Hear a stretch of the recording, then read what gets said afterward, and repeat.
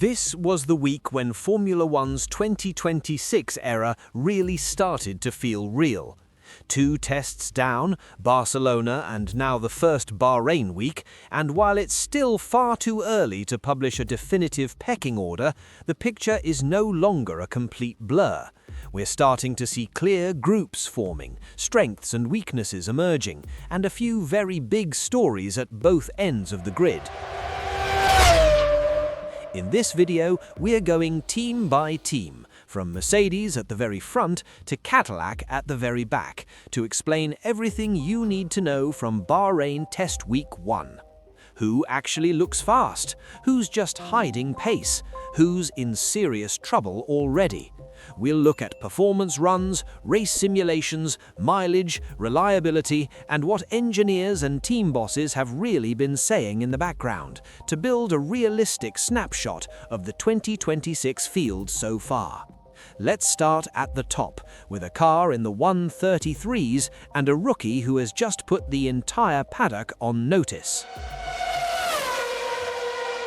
If you look only at headline lap times, Mercedes walk out of Bahrain Week 1 as the clear winners.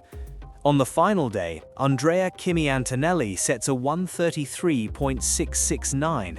George Russell follows with a 133.918, and they are the only 2 drivers to get into the 133s all week.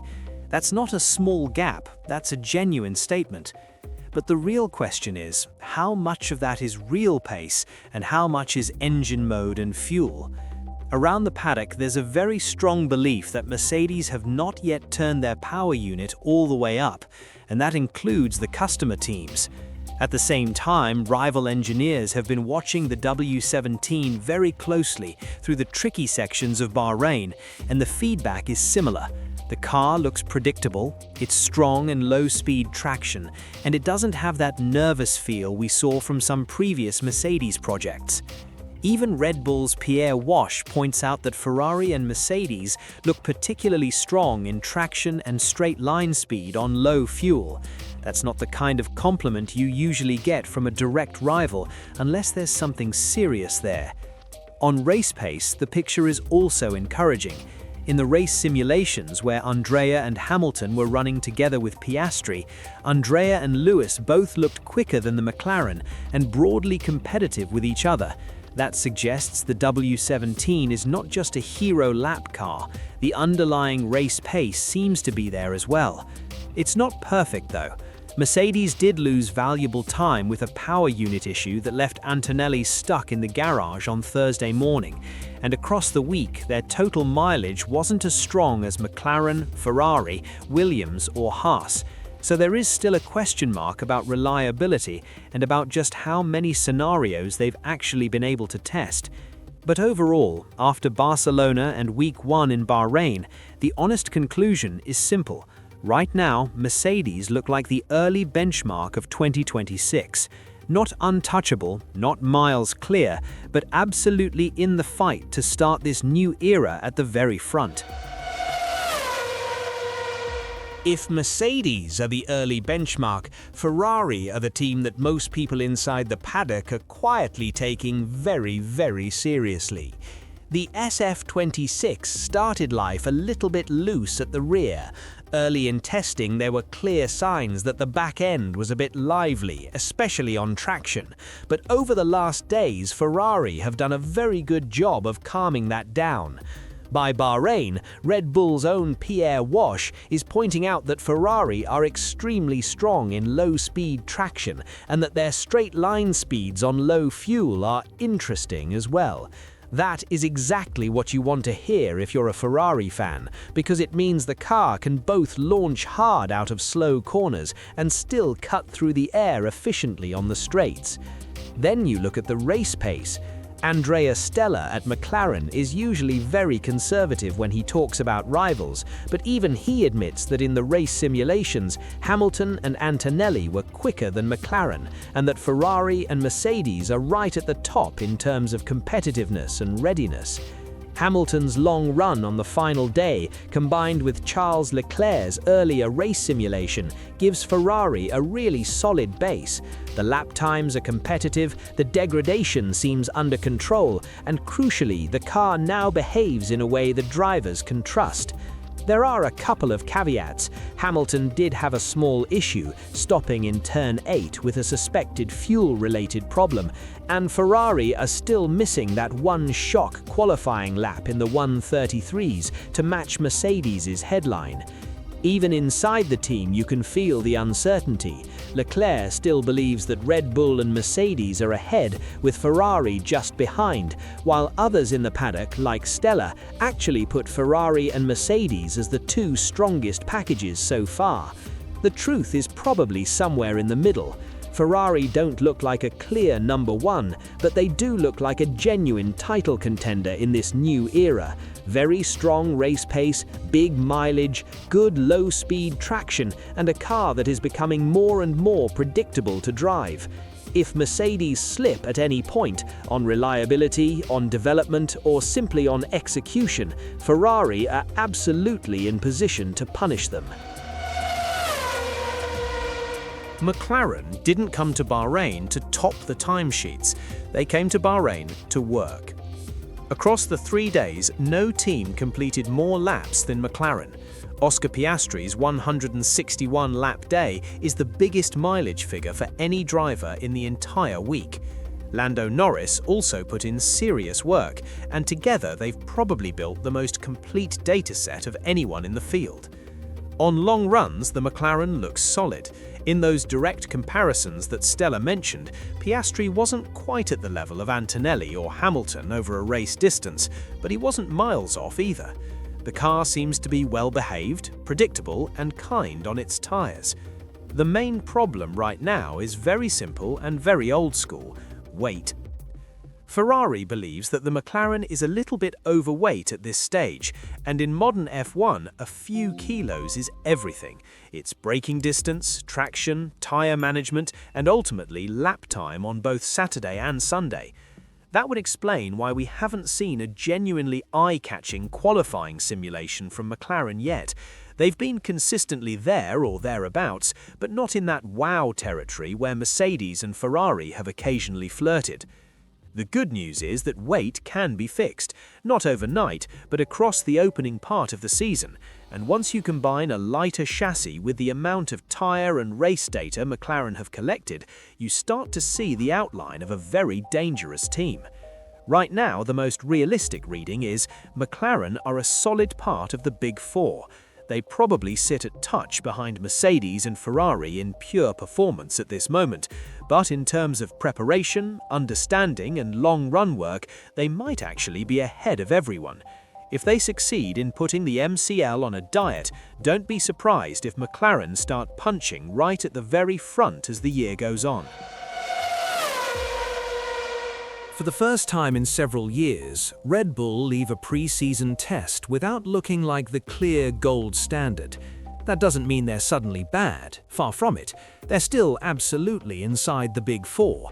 But the days of turning up and instantly looking half a second clear of everyone else, that hasn't happened so far in 2026 testing. A lot of the noise around Red Bull this week has focused on energy deployment and straight-line performance.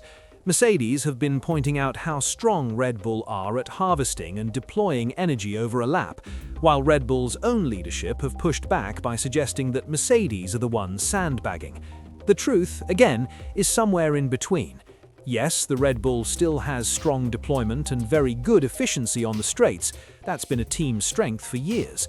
But this time, when you look at the lap times and the on-track behaviour, the gap to the rest is much smaller. We haven't seen a dominant monster lap from Verstappen yet. The car doesn't look as glued to the asphalt as the RB19 or RB20 did in the previous ground effect cycle. And rivals like Ferrari and Mercedes now have genuinely strong packages of their own, both in qualifying trim and race pace. On the positive side, Red Bull are still Red Bull. Their development curve over the last decade has been exceptional, and it would be naive to think they won't find more time between now and Melbourne, and even more across the first flyaway races. Right now, though, The most honest way to describe them is still in the top 4 group, still absolutely capable of winning races and fighting for the title, but no longer obviously ahead of Mercedes, Ferrari and McLaren. For the neutral fan, that's probably the best news of all from this first Bahrain week. If you'd predicted a year ago that Haas would come out of the first 2026 Bahrain test looking like a serious candidate for best of the rest, most people would have laughed. And yet, that is exactly where we are. The VF26 has not grabbed headlines with a single explosive lap time. What it has done consistently is behave like a proper, well-balanced racing car. Oliver Bearman and Esteban Ocon both talk about the car being drivable and responsive. Watching it on track, it doesn't snap, it doesn't bounce around, it doesn't fight the drivers on every input. That's a huge step forward for a team that has often struggled with tricky balance and massive tyre issues in the past. The mileage has been strong as well. On the final day, Haas logged 145 laps, one of the best totals of the day, and across the week, their race simulations were quietly very solid. The big unknown is still ultimate qualifying pace. We haven't seen Haas really strip the fuel out and bolt on whatever the 2026 equivalent of full quali mode is. That means there is a risk that they look slightly better in testing than they will in an all-out Q3 fight. But based on everything we've seen so far, Haas look like a genuine upper midfield team, potentially the strongest package behind the Big Four, with a car that finally allows its drivers to push without constantly worrying about biting back. The long-term question is whether they can develop this car through the season. The short-term reality is that Haas have had one of the most encouraging opening weeks of any team on the grid. Alpine come into 2026 with one of the boldest technical packages in the midfield. The A526 carries a distinctive spoon-shaped front wing, a switch to pull rod front suspension, and a raft of aero ideas that clearly show a team trying to break out of the just copy the top team's concepts mindset. On top of that, they've moved to Mercedes power units after effectively sacrificing much of 2025 to focus on this new era. On paper, that's a lot of ambition. On track, the picture is more complicated. There are real positives. Pierre Gasly's long runs on Thursday were quietly very strong. Across the day, he looked comfortable and competitive relative to the rest of the midfield. When the car works, it seems to reward him with a decent platform. Franco Colapinto, on the other hand, has had a more up-and-down week. Some stints look solid, others less convincing. Not entirely surprising for a rookie adapting to a brand new F1 formula. The biggest negative, though, is not driver-related. It's reliability.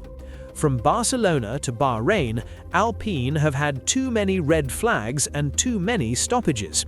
Mechanical issues have cut into their track time and forced the team to spend energy firefighting instead of purely chasing performance. It's exactly what you do not want when you've rolled the dice with an aggressive concept. The Autosport analysis puts Alpine in the first group of midfield teams, together with Haas and Williams, but still more than a second away from the top 4. That feels fair. Alpine look like a team that can lead the midfield on a good day, especially if Gasly is comfortable and they keep the A526 running. But unless they get on top of their reliability problems quickly, they risk wasting the potential of a very interesting car. Williams turned up in Bahrain under pressure. They had missed the entire Barcelona shakedown. No laps, no data, nothing. For a team still rebuilding its technical and organizational structure, that is a nightmare scenario. The response in Bahrain has been impressive. Across the 3 days, Williams completed 415 laps, more than any other team. The FW48 ran and ran and ran, with very few reliability dramas. For a team in their situation, simply getting that amount of track time is a huge win. Carlos Sainz and Alex Albon both treated this first week like a full-on learning camp. Yes, they had mileage in the simulator, and Sainz says the correlation from factory to track has been good, but the 2026 cars only really show their quirks when you're braking on dust and curbs in the real world. Sainz has been very open. Williams are not yet at the level of the top teams in how they prepare for a big regulation change. There is a massive margin of improvement in many areas, and that's exactly why he signed, to help build those areas up. On the downside, the FW48 does appear to be overweight at this stage. Just like McLaren, that is pure lap time being left on the table. And in terms of headline pace, Williams haven't produced any lap that makes you think they're about to join the Haas Alpine fight for best of the rest immediately. But Autosport makes an interesting point. Williams' early showings suggest they could be the link between the first midfield group and the second one. In other words, they're not Haas strong yet, but they are also clearly not Aston or Cadillac wheat. Right now, Williams look like a solid midfield team with the best reliability of anyone in Bahrain Week 1 and a clear path to get stronger as they shed weight and refine the car. For a team that didn't even make it to Barcelona, that's a very respectable place to be. Racing Bulls are a very hard team to place after this first week. On paper, they share some of Red Bull's advantages: strong straight-line deployment and an architecture that should be efficient on the straights. In practice, the VCAR 03 looks wild. Watching the car through turns 10 and 11 in Bahrain, Autosport describes the rear end as noticeably loose, with both Liam Lawson and Arvid Lindblad having to catch frequent slides. That's at low and medium speed, exactly where you don't want instability because it kills confidence and overheats the rear tyres. The upside is that if Racing Bulls can tighten the rear and calm the car down, the underlying performance might be good enough to push towards the Alpine, Haas, Williams group. The downside is obvious. Right now, the drivers are fighting the car too often, and it's extremely hard to judge how much lap time is being left on the table. The driver lineup also adds uncertainty. Lawson spent 2025 rebuilding his confidence after the way Red Bull treated him, and Lindblad is a rookie. Both are talented, but they're not exactly a benchmark like Hamilton or Alonso, which makes it even harder to separate car performance from driver adaptation. At this stage, Racing Bulls look like a second-tier midfield team, ahead of Aston and Cadillac, probably in a similar region to Audi, but with a lot of work to do on rear stability and consistency before they can think about leading the midfield. Audi's first real outing as a full works team was never going to be about lap times. It was always going to be about systems, about putting kilometers on the new power unit, and about starting to understand how the entire organization works as a factory squad. From that perspective, Bahrain Week 1 was encouraging. The new Audi power unit has a distinctive, aggressive sound. Early in the week, there were some rough edges. For example, it looked a bit tricky to manage the first gear shifts into turn 10, but by Friday, the noise and behaviour had smoothed out, and Nico Hülkenberg was able to deliver some decent stint times in the afternoon. Aerodynamically, Audi have already started to flex their muscles. The arrival of new side pods for the Bahrain test caught the eye, and team boss Jonathan Wheatley openly described this as a statement of intent. They are not here just to fill the grid. Wheatley explains it very clearly. They passed crash tests early. They put together a car early, with a relatively crude aero package. Then they brought a more sophisticated package to Bahrain to start building properly. This is what an ambitious works project should look like. The flip side is that the project is still very raw. Pace-wise, Audi are not impressing yet. They are firmly in the midfield's second group. Operations are still bedding in. Correlation and understanding will take time. But you can feel there is a long-term plan here. Audi are open about starting from humble beginnings, and that's exactly what the first week looks like. A serious, grounded start without pretending they're ready to win anything yet. For 2026, the realistic target is simple. Be competitive enough to fight racing bulls and Williams, build experience, and lay the foundations for something much more serious in the seasons to come. No team has had a bigger emotional swing this winter than Aston Martin. The hype before testing was enormous. Adrian Newey involvement, the start of the Honda Works partnership, and the idea that Alonso would finally get a Newey-influenced car in his hands. Then Bahrain happened. Lance Stroll dropped the headline that the AMR26 was apparently 4 seconds off the front-running pace. Even if that number is exaggerated, and it almost certainly is, it tells you how the car feels from the cockpit. Both drivers have been seen struggling with the handling.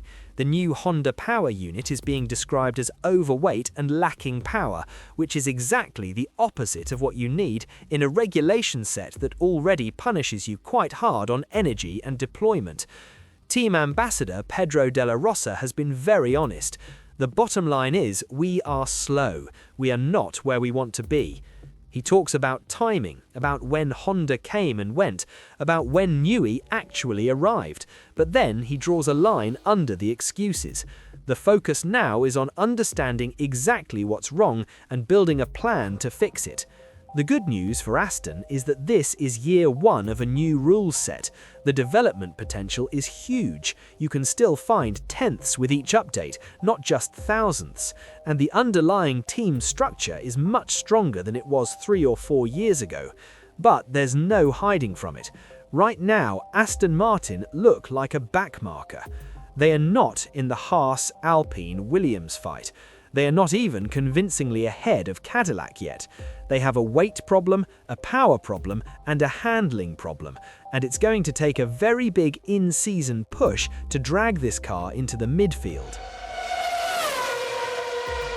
Finally, we come to Cadillac, the brand new team in one of the most complicated technical eras Formula One has ever seen.